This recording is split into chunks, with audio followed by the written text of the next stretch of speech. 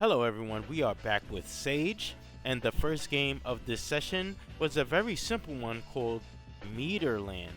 So this is a 2D platformer very similar to the first Mario games on the NES, and it has a retro 8-bit art style, and I really like this game. So you can even change the color of the screen to match old devices like Game & Watch and Game Boy. So this game didn't have controller support, and I was still having just a good time, cramping my hands on a keyboard and just not even caring. So it is my favorite game of this session, and I really recommend this one. Next is Mechanico, and this is an RPG game with a unique way of fighting.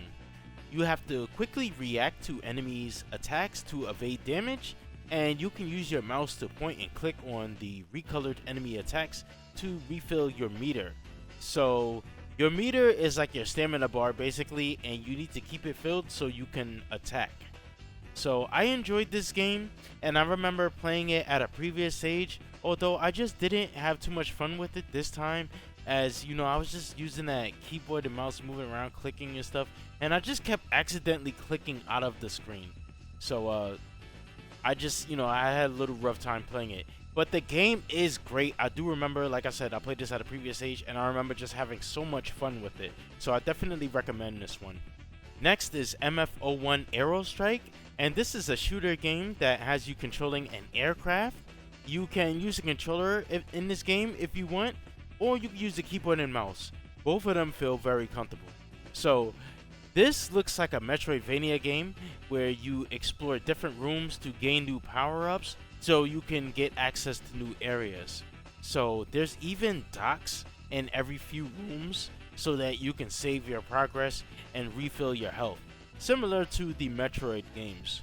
So it's an interesting game, the way it plays, although the combat itself just didn't really feel as enjoyable, mostly because the enemies just rain down bullets and they seem to have little to no cooldown.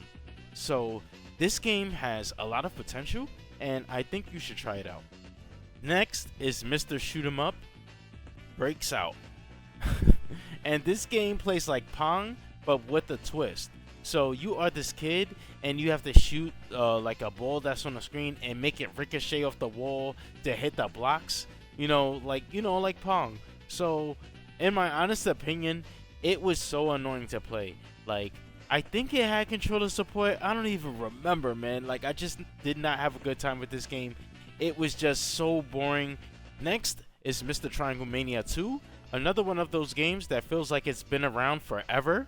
It's a fun game, and I didn't play it too much this time around because it's mostly just the same game, So I never actually finished this game, however, because I think it may have gotten just a little bit too difficult towards the end, or I may have just gotten bored with it altogether. So the dialogue in this game is actually just pretty dumb. You're going to, have to sit through a cutscene for a little bit. It's not really long, thankfully, but the dialogue is kind of dumb, so just ignore it. So the game itself is okay, but maybe the enemies in it could be adjusted a bit more. Like, I really don't like the enemies that sit towards the edge of the cliff with the gun, and then you just kind of like gotta bait them into shooting, and then you shoot them. It just, I don't know, it didn't seem like a good, AI for the enemies. So this game, I really think it just needs to finish. Like this one, Lumiva Legacy, and games like that just been around forever. So let's hurry up and get Mr. Triangle Mania 2 finished so we can get to Mr. Triangle Mania 3. Next is Nicholas the Sea Urchin, and it's a 2D platformer with controller support, responsive inputs, and great music. So the gameplay is very simple. You just reach the end of the stage while collecting orbs and shooting or stomping on the bad guys. So you can dash, kick off walls as well, and this is just a really good one in my opinion. It doesn't have those long drawn out cutscenes or uninteresting tutorials.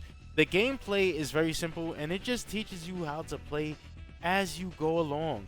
So it doesn't break the pace, and the game itself just feels really legit in many ways. So Like I said, I enjoyed this one and I recommend it. Next is Obot the Robot 2, which is a 2D platformer. This game lacks controller support and it really holds it back. So there was some areas where you had to platform quite a bit, and doing this on keyboard was just not a fun experience. So this game also felt very stiff, and like there was a punch attack that you can do, but it felt so unreliable that I didn't even bother using it until getting to the boss, which I actually didn't beat because of using the keyboard. You know, it just made the game very difficult to play. It's a platformer, you know, the fact that we don't even have optional, you know, controller support for a game like this is honestly just sad. So I will say that it's not a bad game, but I personally just didn't enjoy it. On the Fritz is the last game of this session, and I was actually hesitant to play this at this specific session because of the file size. I thought that it was going to be some kind of like huge game, but it's actually just one of those 3D games that's on a Unity engine with more modern gameplay and graphics. So the game itself is okay. You are in this large area with enemies and objects consisting mostly of boxes. So you have to run around and collect these spears so you can advance to the next stage.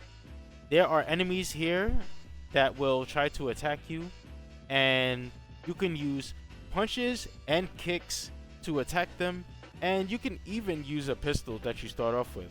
So if you defeat an enemy with a gun, you can loot them for their weapon as well. And I think the game is, you know, pretty mellow, it's pretty okay. The level design itself is very basic, and the objective of getting the spears was, you know, honestly uninteresting. I think this game would have been a bit better if, you know, rather than getting spears to complete the objective, it would have been, you know, something as simple as advancing through the stage to get through a goal, you know, a well-designed stage, by the way, all the while having enemies trying to pop out at you and shooting at you, and, you know, pretty much like that, like an old school GoldenEye game. So the movement in this game also feels very floaty, but the control was tolerable. So you can even lock onto enemies to make the combat a bit more smoother. So I actually do recommend this one. I think it was kind of okay. So that is going to do it for me on this session. Next time I will be checking out the Outclass Hunter, which is a returning entry, and it is one of my favorites. So stay tuned. If you're still here, I want to thank you all for watching. Subscribe to the channel if you haven't already, or if you're just feeling generous. And once again, I thank you all for watching, and I will see you next time.